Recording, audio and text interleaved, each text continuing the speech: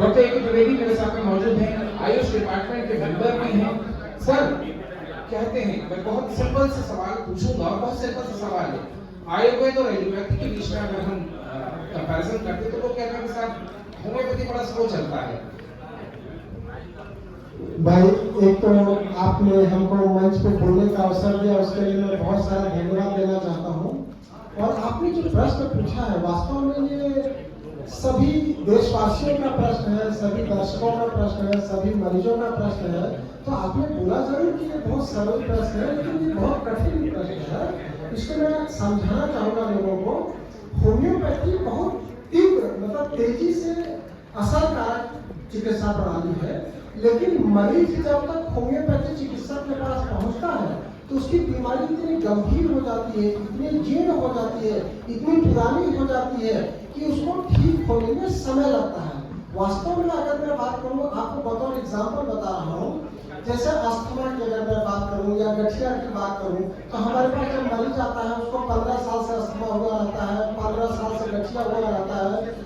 उससे पहले भी तो वो कई अन्य चिकित्सा प्रणालियों की दवाई खाता रहता है, लेकिन ठीक नहीं होता है। तब वो हमारे पास होम्योपैथी चिकित्सक के पास आता है, और अगर उसकी 15 साल पुरानी बीमारी 15 महीने की होम्योपैथिक दवाई से पूरी तरह से ठीक हो जाती है, अगर उसका इन्हेलर छूट जाता है, अगर उसका लंगड़ाना ठीक हो जाता है, अगर उसका दर्द ठीक हो जाता है, अगर उसका बेल्ट जो गले में लोग लगा करके सर्वाइकल के लिए घूमते हैं या लंबर के लिए बेल्ट लगा करके घूमते हैं, और डॉक्टर एकमात्र उसको विकल्प देता है कि सर्जरी ही कराना पड़ेगा, उसको सर्जरी भी नहीं कराना पड़ता है, उसका बेल्ट भी निकल जाता है, उसकी परेशानी भी कम हो जाती है, और मात्र कुछ महीनों की चिकित्सा प्रणाली से, जबकि वो पूर्व में कई सालों से उसकी बीमारी से पीड़ित था और कई सालों से उसके लिए इलाज भी ले रहा था। द्विवेदी सर, मुझे लगता है कि ये एक बड़ा चैलेंज हो जाता है किसी भी चीज को। मैं सर से भी पूछूंगा कि सर मैं आपके विषय पर आऊंगा, लेकिन उसके पहले मैं द्विवेदी सर से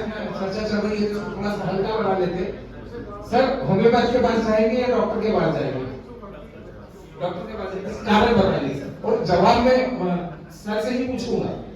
एक्चुअली में डॉक्टर जल्दी ठीक कर देता है, होम्योपैथी में थोड़ा टाइम लगता है। होम्योपैथी में थोड़ा टाइम लगता है। डॉक्टर साहब आपके पास मैं आ रहा हूँ, यही रिएक्शन यहाँ से ले लेता हूँ।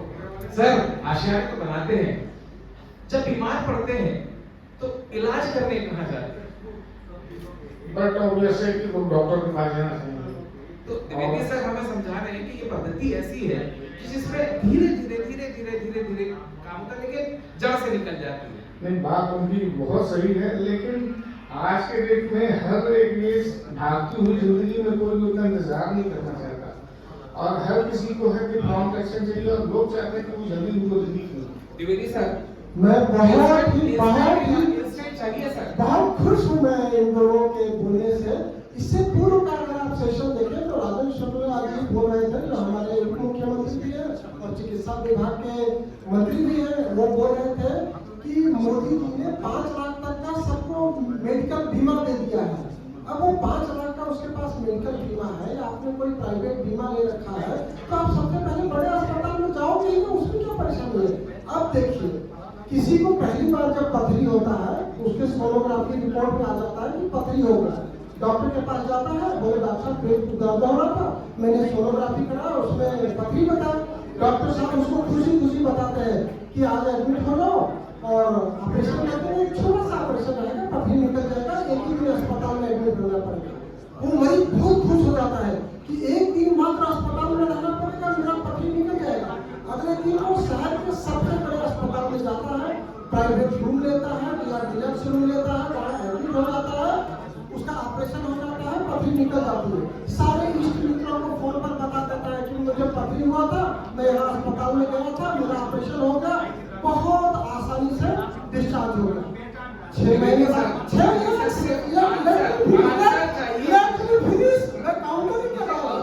मैं काउंटर ही कर रहा हूँ और प्रॉपर आंसर दे रहा हूँ आपको। 6 महीने बाद उसको फिर से पथरी हो जाती है, फिर वो पेट दर्द के लिए डॉक्टर के पास जाता है, फिर से वो सोनोग्राफी कराता है, फिर से वही जगह पे पथरी बन जाती है, वो थोड़ा सा दुखी हो जाता है, डॉक्टर उसको बोलता है अरे यार फिर से पथरी बन गई, इसका फिर से ऑपरेशन करना पड़ेगा। अब वो फिर से ऑपरेशन के लिए अस्पताल में एडमिट होता है, लेकिन उसकी जो खुशी थी, जो पहले बार वाली खुशी थी, वो थोड़ा दुख में बदल जाता है कि अरे यार फिर से पथरी हो गई, फिर ऑपरेशन के लिए मुझे एडमिट होना था। अच्छा द्विवेदी साहब, अब वो बाकी लोगों को नहीं पता था। मैं अब आपके पास तीसरी बार फिर उसको पता था। आंसर पे आऊंगा, क्योंकि मैं आंसर आपसे आखिर में जरूर लूंगा। अब चूंकि हमारे मंत्री महोदय भी पहुंच चुके हैं, एक आखिरी मैं ऐसी बार-बार होने वाली सभी बीमारियों के लिए ये मंच चलता जाएगा और इस मंच पे हम साफ तौर के ऊपर ये देखते हैं कि आशियाना भी बेहतर बनेगा और स्वास्थ्य भी लोगों का बेहतर होता नजर आएगा। इस सेशन में इतना ही। हमारे खास मेहमान विशिष्ट अतिथि पहुंच चुके हैं। अगले सेशन के लिए मैं हैंड ओवर करना चाहूंगा हमारे चैनल हेड मनोज मनु जी को। बहुत शुक्रिया आप सभी खास मेहमानों का हमारे साथ मंच साझा करने के लिए, और बेहद ही गौरवान्वित ऊपर हो जाता है।